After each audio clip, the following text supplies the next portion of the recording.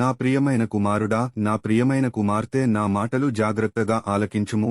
నా జీవితంలో ఎప్పుడూ ఆర్థిక సమస్యలే, ఒక పక్కన అనారోగ్యము, మరొక ప్రక్కన అప్పులైపోయాను. నా సమస్యలకు పరిష్కారము ఎక్కడ దొరుకుతుందా అని ఎదురుచూశాను, కాని నా సమస్యలను తొలగించేవారు ఎవరు లేరు. నా అప్పులు ఎలా తీరుతాయో నాకు అర్థము కావడము లేదు. కుటుంబములో చాలీసాలని జీతముతో చాలా ఇబ్బంది పడుతున్నాను.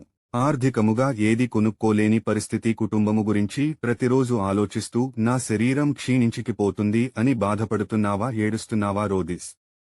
తున్నావా? కన్నీరు కారుస్తున్నావా? నీ కష్టము వెనుక సంతోషము ఉందని, నీ బాధ వెనుక ఆనందము ఉందని, ఆర్థిక సమస్య వెనుక సంబరముందని, రోగాలు వెనుక గొప్ప ఆశీర్వాదము ఉందని ఎందుకు నీవు గ్రహించడము లేదు? ఇన్ని సమస్యలు నాకే వస్తున్నాయని బాధపడుతున్నావు, కాని ఈ సమస్యల వెనుక, బాధలు వెనుక ఎవరో ఒకరు ఉన్నారని, ఆయనే నా సృష్టికర్త అయిన దేవుడు, నన్ను పోషించే దేవుడు, నన్ను ఆదరించే దేవుడు.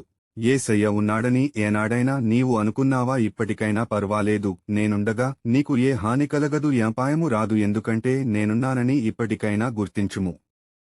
ఇంకొకటి గుర్తు తెచ్చుకో, ఎన్ని బాధలొచ్చినా, ఎన్ని సమస్య వచ్చినా, ఒక రోగము తర్వాత మరొక రోగము వచ్చిన, ఎన్ని యాక్సిడెంట్లు అయినా, ఎన్నిసార్లు ప్రాణ అపాయకర పరిస్థితులు వచ్చిన నిన్ను బ్రతికించింది ఎవరు? నేను కదా. ఇది మర్చిపోయావా? అన్నిటికీ కారణం నేనే కదా. నా దేవుడు నన్ను పరీక్షిస్తున్నాడని అనుకోవచ్చు కదా. ఎందుకు జరుగుతున్నాయో అని అనుకుంటున్నావు, కానీ దీని వెనుక ఎవరున్నారు తెలుసా? నేనే కదా. ఎందుకు బాధపడుతున్నావు? ఎందుకు దుఃఖపడుతున్నావు? ఎందుకు రోధిస్తున్నావు? ఎందుకు ఏడుస్తున్నావు? ఎందుకు కన్నీరు కారుస్తున్నావు? నీ ఆర్థిక సమస్యలను తొలగిస్తాను, నీ ప్రతి రోగమును స్వస్థపరుస్తాను, నీ దుఃఖాన్ని తొలగిస్తాను, నీ బాధలను తొలగిస్తాను, నీ కన్నీరుని ఆనందభాష్పాలుగా మారుస్తాను. నీకంటే గొప్పవాడు ఎవడు ఉండడు, ఎందుకంటే నీవు నా బిడ్డవు కనుక. నీకు ఏది అవసరమొచ్చినా, నిన్ను నీ వారే అవమానించిన, చిన్న చూపు చూసినా, నిన్ను లెక్క చేయకపోయినా, నిన్ను ప్రేమించకపోయినా, నేను నిన్ను విడువను, ఎడబాయను. నేను నీకు తోడుగా ఉంటాను.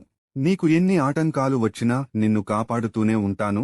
బైబిల్ వాక్యము చదువు. ద్వితీయోపదేశకాండము 32వ అధ్యాయము 39వ వచనము. ఇదిగో నేనే దేవుడను, నేను తప్ప వేరొక దేవుడు లేడు. మృతి నొందించువాడును, బ్రతికించువాడను నేనే, గాయపరచువాడను, స్వస్థపరచువాడును నేనే, నా చేతిలో నుండి విడిపించువాడెవడునూ లేడు. ఇక నుండి నిన్ను పైవానిగా ఉంచుతాను గాని క్రిందివానిగా ఉంచెను, తలగా ఉంచుతాను గాని తోకగా ఉంచెను. నేను నీ ప్రభువుడను, నీ దేవుడైన యేసయ్యను నీకు మాట ఇస్తున్నాను. ఆమెన్.